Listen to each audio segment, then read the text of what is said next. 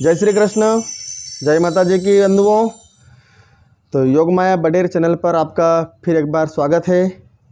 तो आज मैं आपको गरुड़ पुराण का 9वां अध्याय श्रवण करवाऊंगा।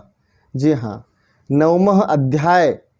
तो गरुड़ पुराण का 9वां अध्याय प्रारंभ करने से पहले मैं आपको बता दूं कि हे बंधुओं, यदि आप हमारे इस चैनल पर नए हैं तो कृपया एक लाइक ज़रूर कर दीजिएगा और कमेंट में जय श्री कृष्ण ज़रूर लिख दीजिएगा। और चैनल पर यदि आप नए हो तो चैनल को सब्सक्राइब कर लीजिएगा, ताकि मेरे ऐसी धार्मिक वीडियोस और पोस्ट, ऐसी कथा पूजन के धार्मिक वीडियोस आपके समक्ष में लाता रहूं। तो मैं आपको बता देना चाहता हूं कि आप गरुड़ पुराण अवश्य ही श्रवण करना चाहिए। जी हाँ, ऐसा नहीं है कि गरुड़ पुराण केवल शोक जहाँ पर मनाया जाता है वहीं पर होता है। यदि आपके मन में ऐसा चल रहा हो कि नहीं, गरुड़ पुराण तो जहाँ पर दुख होता है, जहाँ पर मनुष्य शरीर छोड़ देता है, उस जगह पर सुनना चाहिए, नहीं, ऐसा नहीं है बंधुओं। आपका कन्फ्यूज़न में मिटा देता हूँ। गरुड़ पुराण कहीं पर भी हम सुन सकते हैं, कभी भी सुन सकते हैं। गरुड़ पुराण बहुत ही एक पुण्य महापुराण कहलाता है और इसे सुनने से हमारे पापों का संहार हो जाता है, हमारे पाप मिट जाते हैं। जी हाँ, इसलिए गरुड़ पुराण हमेशा सदैव सुनना चाहिए। बंधुओं, मैं आपको बता देना चाहता हूँ कि यदि आपने पहले अध्याय से यदि आखिरी तक नहीं सुना हो, आखिरी अध्याय तक यदि आपने नहीं श्रवण किया हो, कोई कारणवश भूल गए हो, तो फिर आप केवल इसका 16वां अध्याय, जी हाँ बंधुओं, 16वां अध्याय आप इसको बिल्कुल चूकना नहीं, आपको इसको ध्यान से देखना है 16वां अध्याय को। क्योंकि यदि आप पहला अध्याय, तीसरा अध्याय, 10वां अध्याय से कुछ भी यदि बीच में भूल जाते हो या आपका मन कहीं भटक जाता है जिसके कारण आपने नहीं ध्यान से नहीं सुना हो, तो आप 16वां अध्याय को ध्यान से सुनिएगा। हमारा 16वां अध्याय मैं जल्द ही हमारे चैनल पर अपलोड वीडियोस करूँगा उस कथा को। तो इसलिए आप उस पुराण को अवश्य ही सुने, 16वां अध्याय को। गरुड़ पुराण के 16वां अध्याय हमेशा उसको श्रवण करते रहना चाहिए और श्रवण करना ही है आपको, ताकि आपको उसका पूरा गरुड़ पुराण का प्रथम अध्याय से लेकर अंत तक का सारा पुण्य फल प्राप्त हो जावे। तो चलिए अब हम देर ना करते हुए गरुड़ पुराण का 9वां अध्याय आपको मैं श्रवण करवाता हूँ। बोलिए गजानन गणपति महाराज की जय, गरुड़ पुराण भगवान की जय। श्री गरुड़वाचः ओम कथितं भवदा सम्यदाग्धर्मातुरकालिकं प्रियमाणस्यद कर्तुं ददानुवे प्रभोः शृणुताक्षर प्रवक्ष्यामि सर्वदेहोर्देहिकं विधायेनं सद्गतिं यान्ति मानवाः तद्वातं च मृत्युलोका मे जना गणायं तुलसीदनो सन्निधो च मृत्युलोका मे शरणागताः। जी हाँ, श्री गरुड़ जी पूछ रहे हैं कि हे भगवान, अब आतुर काल और मनुष्य के विधान के समय, मरने पर जिस समय जैसी गति होती है, जिस समय व्यक्ति मर जाता है, शरीर छोड़ देता है, तो उस समय वहाँ पर क्या करना चाहिए ये बताइए। भगवान जी ने बहुत ही अच्छा उत्तर दिया कि हे गरुड़ जी, मनुष्य जब देह छोड़ देवें, जब उसकी मृत्यु हो जाती है, तो वहाँ पर गोबर से लिपें। गोबर से लिपने पर वहाँ पर शुद्धिकरण हो जाती है। मनुष्य सोचता है कि अरे हजारों रुपए की टाइल्स लगा दी है, यदि तो कैसे यहाँ पर गोबर से लिपें, अच्छा नहीं लगेगा। लेकिन नहीं, गोबर से लिपना ही चाहिए। जहाँ पर गोबर से लेपन नहीं हुआ है वहाँ पर शुद्धिकरण नहीं होती है, वहाँ पर राक्षस आते हैं। इसलिए गोबर तो होना और गाय का होना, वहाँ पर लेपन करना ही अनिवार्य रूप से चाहिए। उसके पश्चात वहाँ पर तिल बिखेर देवें, है ना, तिल्ली वहाँ पर बिखेर देना चाहिए। कुसा वहाँ पर बिखेर देना चाहिए, क्योंकि कुसा के अग्र भाग में भगवान शिव जी प्रकट होते हैं, उसमें निवास करते हैं। विष्णु जी का वास होता है, ब्रह्मा जी का वास होता है। इसलिए उस स्थान पर हमेशा तिल और कुशा बिखेर देना चाहिए। उसके पश्चात तुलसी का पौधा पास में अवश्य होना चाहिए। तो तुलसी वृक्ष की छाया यदि उस मृतक पर पड़ती है तो अवश्य ही वह बैकुंठ लोक को जाता है। जी हाँ, तुलसी वृक्ष होना अनिवार्य है। उसके पश्चात गंगा जी का वहाँ पर धोबन जल, गंगा जी का, या फिर वहाँ पर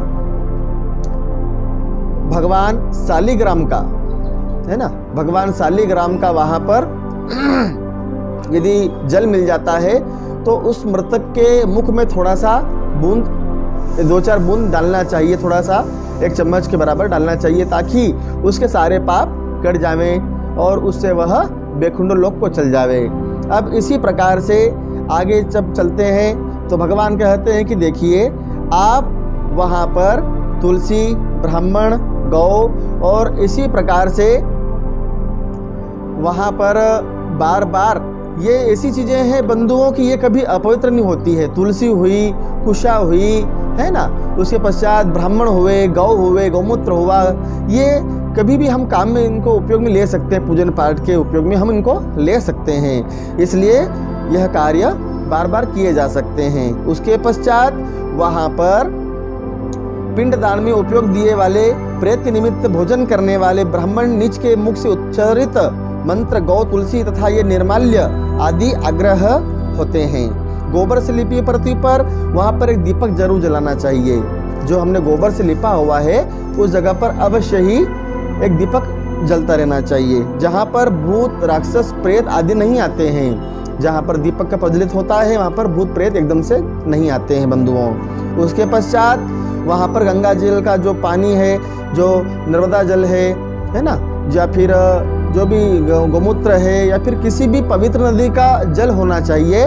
तो मैं आपको बता देता हूँ कि भगवान कह रहे हैं कि गंगा जल का पान यदि उसको करवाते हैं मृतक को, तो उससे भी अधिक पुण्य फल प्राप्त होता है, उनके पाप कटकर भस्म हो जाते हैं गंगा जल से। जी हाँ, भगवान कह रहे हैं गरुड़ जी, गंगा जल का पान पतित पावनी है, गंगा जल का पान अवश्य ही करते रहना चाहिए व्यक्ति ने, और उस मृतक के मुख के अंदर भी गंगा जल डालना चाहिए।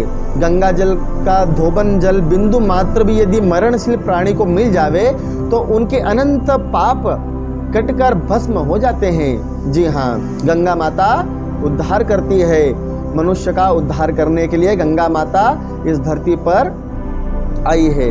जी हाँ, गंगा माता का यदि महत्व हम कहें तो राजा सगर के 60,000 पुत्रों ने गौ हत्या करी थी, और उनके जब जो पिताजी हैं राजा सगर, तो उनको जब ये मालूम पड़ा था कि उनके जो पुत्र हैं तो वो तो जो है तो कोप दृष्टि से भस्म हो गए हैं, वो नरक में चल जाएंगे, तो उनका उद्धार करने के लिए श्री भागीरथ ऋषि जी ने हजारों वर्ष तपस्या करी थी गंगा जी की।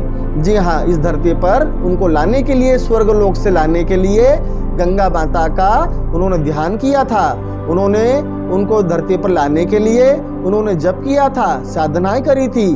तो मैं आपको बता देता हूँ आपके जानकारी के अनुसार बंधुओं कि गंगा माता को जब उन्होंने प्रसन्न किया था भागीरथ जी ने, राजा सगर के कहने पर उनके जो राजगुरु हैं भागीरथ ऋषि जी, उन्होंने गंगा माता को बैकुंठ लोक से, वो स्वर्ग लोक से धरती पर लाए थे, क्योंकि राजा सगर के 60,000 पुत्र थे। जी हाँ, उन 60,000 पुत्रों ने गौ हत्या कर दी थी, इसलिए उनको मृत्यु लोक प्राप्त हुआ था, उनको श्राप मिल गया था, क्योंकि राजा सगर के 60,000 पुत्रों ने गौ हत्या इसलिए कर दी थी क्योंकि उन्होंने जब वह